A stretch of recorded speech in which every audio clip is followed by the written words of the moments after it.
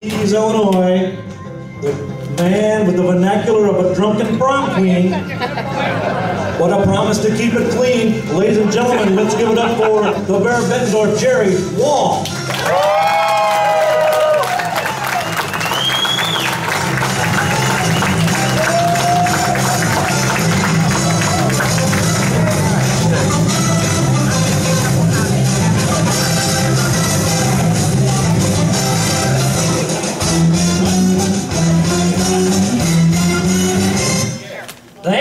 Thank you very much. Thanks all for coming. Holy cow, this is a much larger crowd than I anticipated. I'm guessing it's a larger opening act than you anticipated. But you know what? We're all going to have fun tonight. Thank you for coming. As I was walking up, I did notice that we have some of the senior members of the American Legion Post 252 here tonight. First and foremost, thank you for your service. We cannot say that enough. You bet. And secondly, don't you go dying on us. The 252 needs members. I die enough on stage tonight. We need you guys around. But no, it's a good-looking crowd. Seriously, good Lord, we should scissor later. I am liking you guys. But the one thing that I want to point out first and foremost is, as you can look and notice from me, black is slimming, am I right? Yeah, I've nailed this look. It prevents a big, huge shadow, but I am working this. I'm loving it. And you're probably noticing there's no visible tattoos. You know, when you have this canvas,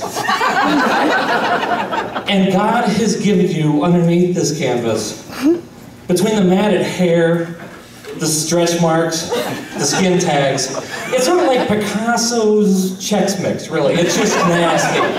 But you know what?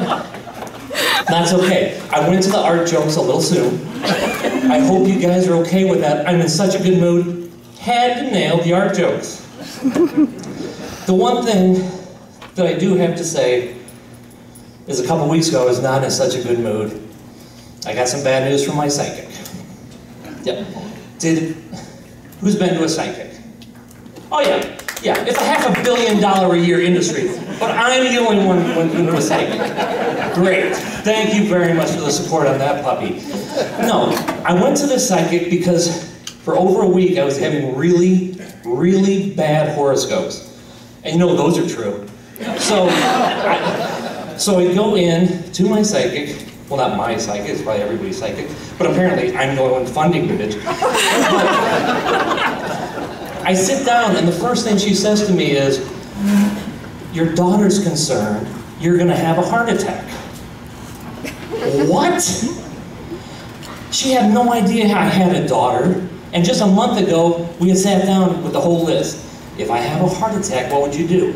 You call 911, you turn the lights on, you make sure there's a clear path from the door back to my body. Went through that whole list. But then she follows it up with, but she doesn't have to worry about it because you're going to get your weight problem under control with the help of something called apple cider vinegar. Excuse me? I'm going to have a weight problem? Are you kidding me? What else do you see there, Nostradamus? Maybe a little hygiene questionable in my future? Why don't you give that magic 8-ball another shake? Do you see any half-marathon participation ribbons in my future? Thanks for the good news, you unicorn. Yeah, unicorn. I went there. John's making me work clean. I'm bringing out the big guns on the dirty talk. Lori hates that story. I'm pretty sure she hates it because I'm publicly admitting that there's really nothing false about that story, and that I actually went to a psychic. Obviously, she's not hating it because I'm fat. I mean, that's the first thing I've noticed. You know, like with you, they're like, oh, I like your haircut. Did you get new earrings? With me, the closest thing, they're like, did you add another chin? No, seriously, what is up with that? It's a good look, you're pulling it off, I'm not saying that, but oh my gosh. And the sad part is, I try to stay in shape. I try to eat well. Tonight for dinner. Who ate dinner with me? You know what I had for dinner? A side salad. Yeah. I had to choke it down with 7 beers, but I ate a side salad. Oh, feel the burn, ladies. Oh. Yeah, and I try to exercise. I do. I try to walk every day. I'm not a fast walker. I'm more of what they call more of a Paul walker. I walk as fast as I can to the nearest lamppost, wrap myself around it, wait for the ambulance to get there. Yeah, celebrity deaths are hilarious, aren't they? Oh, yeah. Especially when they're only funny if it's ironic. Maverick died this week, rest his soul. That's not funny. What's funny? Mr. Too Fast, Too Furious, wiping out and killing himself. That's hilarious. And here's something else. I don't know if you guys know this or not. Lou Gehrig, he actually died of his disease named Lou Gehrig's disease. Seriously, how ironic is that? That would be like this guy dying of some unbelievably handsome young man's disease. I don't know what it would be. Your name's not AIDS, is it? Seriously, I could go and dig Lou Gehrig up now. I would tell him that story and he'd be like, shut the front door, his name was AIDS? You gotta be kidding me. Oh, I may have gone too far on that. I'm sorry, Story. You're handsome. Thank you for coming out here. Flory hates that story too. You know, she hates any story. She calls it bad karma. She does not like it when I tempt death like that. And I'm assuming that she learned that because years ago she used to make fun of all these women that married fat guys. But, you know what story I hate? Every book and every movie and every story I had to read to my daughter growing up. The lies that adults tell kids are pathetic, ladies and gentlemen. Let's start with that little nugget, Wizard of Oz. Oh, this movie is such a steaming pile of butterfly kisses.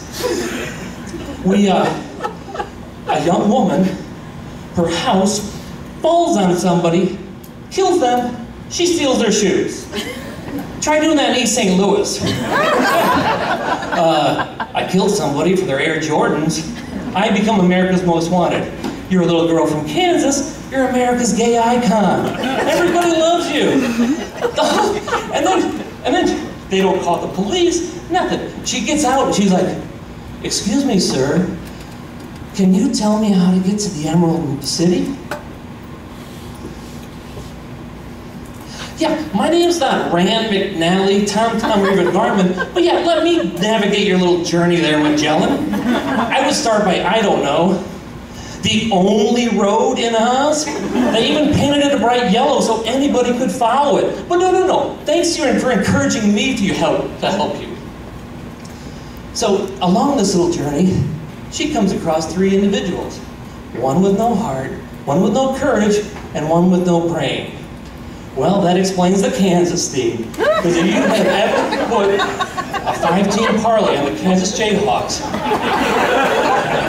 you want to talk about a team with no courage, players with no heart, and a coach with no brain. You are losing mortgage payments there, my friend. Burn in hell, Coach Self. Oh. The only joy I got out of this entire movie, my daughter was young enough, I convinced her that the reason she carries the dog at the picnic table, or in the picnic basket, in Kansas, on picnics, they eat dogs. Yeah, everything was fine until a few months later when she included that little fun fact in her book report. I caught an earful, and she got an F on that book report. And actually, I think that's probably about the same time she stopped being homeschooled. I don't know. But does anybody ever stop and ask themselves, why does she want to go back to Kansas? I saw the first 10 minutes of that movie. That is the only shack in the entire area. You see no homes around her. God picks her up, did her a huge favor moving it to Oz. He would have done her a huge favor if he moved it to Nebraska, really. It's a piece of junk. And is she really in that big of a hurry to rush back and have some cousin babies? No! Enjoy Oz, it's beautiful. And then what happens when she gets to Oz? Oh, when she gets to Oz, reality's a bitch, isn't it, people? Oh, she finds out guys are liars, right? Oh, we'll tell you anything. If you pull back that curtain, it's like, just kidding. I'm just messing with you. And then she also found out the magic's in the shoes. Where are my single guys at? Yeah, single guys. Let's say you're in a bar. You see two equally hot chicks. One is wearing stiletto heels, one is wearing Ugg boots. Who's gonna make your heels click together 3 times on that nugget? Yeah. I'm taking low self-esteem and passing Ugg boots on to my friend, right? I'm sorry. That's wrong. I am not trying to imply that women with high heels have low self-esteem. And I certainly am not trying to say women who wear Ugg boots get stuck with the ugly friend. I am simply trying to say hot chicks are loose and easy. That's all I'm saying. But let's talk about a movie that is awesome. Gremlins. I have to say it was Gremlins because that was one of the first movies I saw with the wife. So I love Gremlins.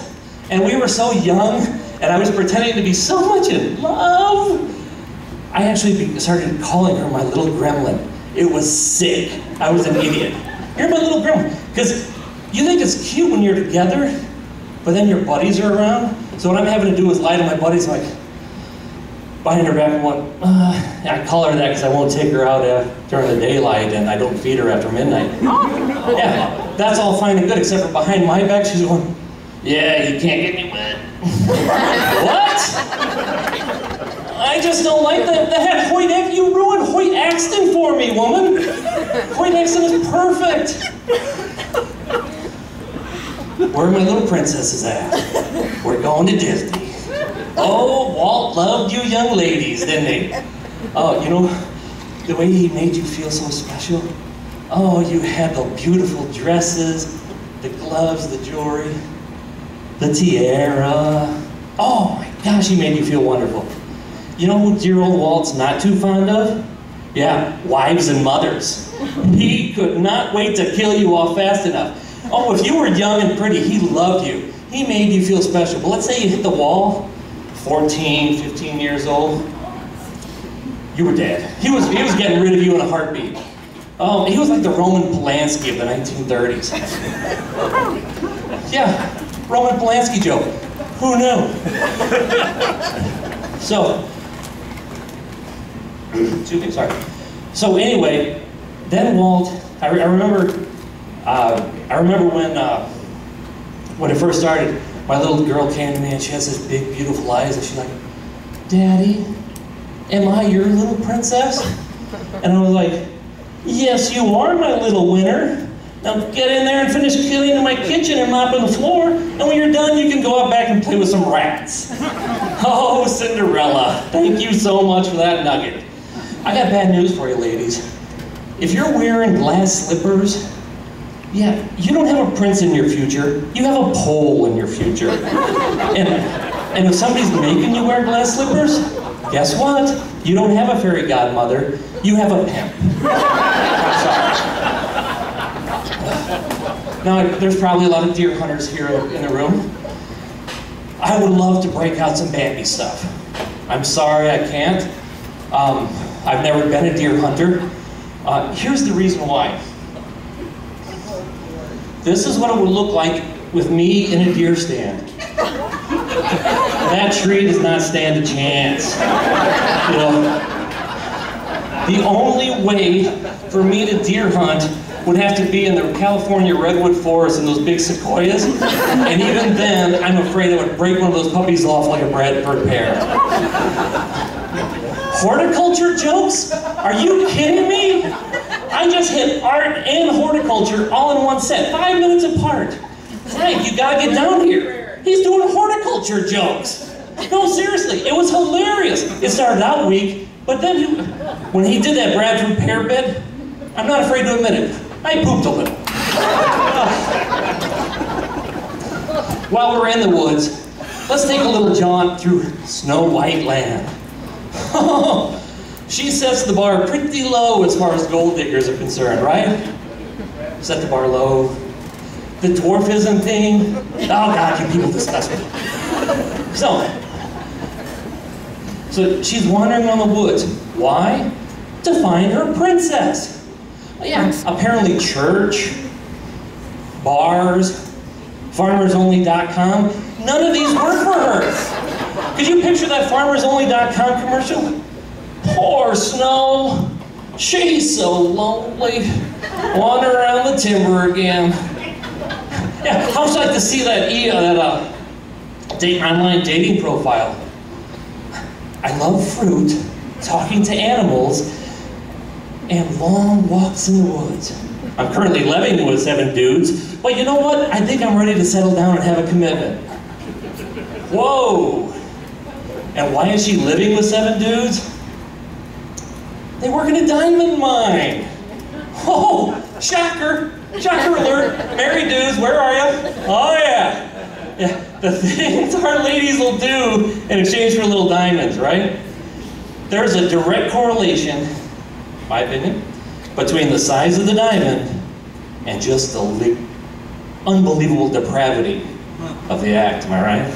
Oh, I have friends that are coming up to me like, oh, did you see what my husband got me? I'm like, oh, nice. I appreciate your effort. That is awesome. I'm gonna high five your husband. You were very good. But then I have some friends that come up and they're like, hey, did you see my diamond? And I'm like, oh, you nasty. No, I don't have my hazmat suit on right now. I'm just gonna pass you down the line to my wife. Maybe instructions, tips or 2, whatever you care to discuss. And maybe later on we'll just fist pump. We never need to make physical contact again. So as she's walking around the woods, what does she find? An evil witch. The nastiest looking witch. Really, she looks like a crack whore, but with worse fashion sense. Got this nasty old black cloak on. And then she goes, would you like an apple? Yeah, sure. I'm only in the timber, surrounded by 1,000 trees. There certainly can't be any type of fruit or a berry on these things. And speaking of berries, did you see that witch's nose and that tooth hanging out there? How she even has an appetite to eat? I don't understand this. And then, one bite